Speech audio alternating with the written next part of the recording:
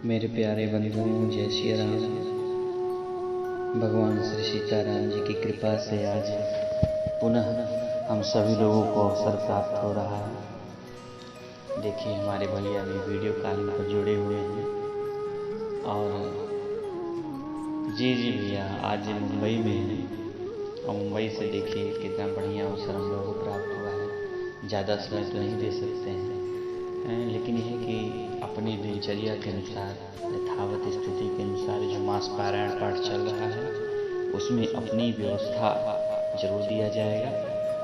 तो आज हम सभी लोग एकत्रित होकर के कुछ भगवत चर्चा करेंगे और इस मास पारायण के पीछे जो है आपके परिवार की श्रद्धा और भावना विद्यमान है। जो समय हमें मिला है, आइए हम उसका सदुपयोग करें। और प्रसंग के अनुसार आज को सुंदरकांड की महिमा पर कहने का अवसर प्राप्त हो रहा है।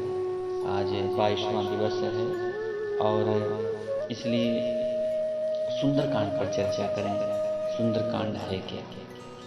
और मैं कहूँ तो इस कांड के नाम पर जब ध्यान जाता है तो एक विचित्रता सी प्रतीत होती है, क्योंकि श्री रामचरितमानस में अन्य कांडों का जो नामकरण किया गया है उसका अर्थ ले पाना कठिन नहीं है।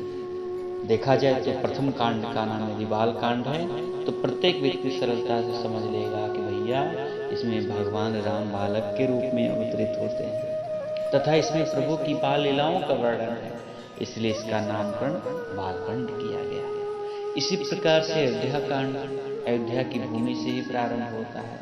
उसमें अयोध्या के राज्य को लेकर के सारी समस्याएं उत्पन्न होती है, इसलिए उसके नाम को समझ लेने में कठिनाई नहीं होती।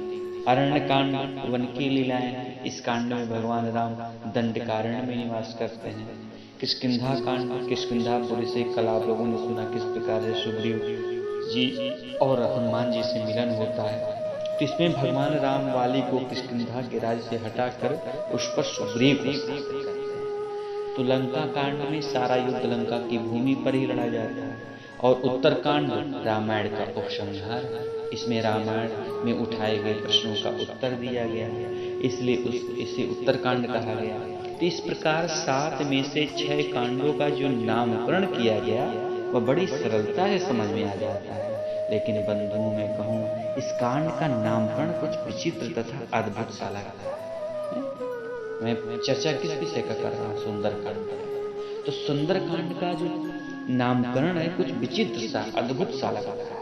यह नामकरण केवल गोस्वामी जी की कृति में नहीं है मेरे प्यारे, महर्षि वाल्मीकि के द्वारा भी इसी नाम का प्रयोग किया गया है।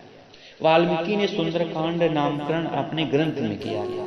यद्यपि गोस्वामी जी चाहते तो इस कांड का नया नामकरण भी कर सकते थे, इस पर यह नाम उनको इतना प्रिय लगा कि उन्होंने सुंदरकांड के रूप में इसे ज्यों का त्यों स्वीकार कर दिया। किंतु सुंदरकांड नामकरण के पीछे क्या उद्देश्य है?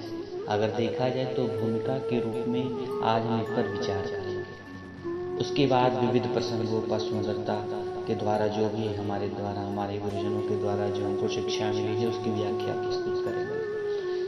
रामचरितमानस में जहाँ तक जनप्रियता का संबंध है उसमें सुंदरकांड सबसे अधिक जनप्रिय है। जो लोग रामचरितमानस का समग्र पाठ नहीं कर पाते उनमें से बहुत से ऐसे लोग मिलेंगे जो सुंदरकांड का पाठ नित्य करते हैं। इस प्रकार जहाँ तक जनमानस में श्रद्धा का संबंध है वह पूरे ग्रंथ में सबसे ज्यादा इसी कांड के प्रति है। तो जन श्रद्धा की दृष्टि से, इस कांड की गंभीरता की दृष्टि से, दोनों ही दृष्टि से यह कांड महत्वपूर्ण है। सुंदरकांड के प्रति विशिष्ट तथा जन दोनों में ही बड़ी श्रद्धा है महाराज। और क्योंकि साधारण व्यक्ति के अंतःकरण में वस्तुतः अनगणित कामनाएं विद्यमान रहती हैं और सुंदरकांड में समस्त मनोकामनाओं की पूर्ति की जाती है। इसलिए मैं इस प्रसंग में मैं यही कहना चाहूंगा कि निष्कामता की महिमा की चाहे जितना भी प्रतिपादन क्यों न किया जाए, भले ही व्यक्ति बुद्धिपूर्वक उसे सुन भी ले, पर व्यक्तिगत जीवन में अधिकांश लोगों का निष्काम न हो पाना स्वाभाविक ही है।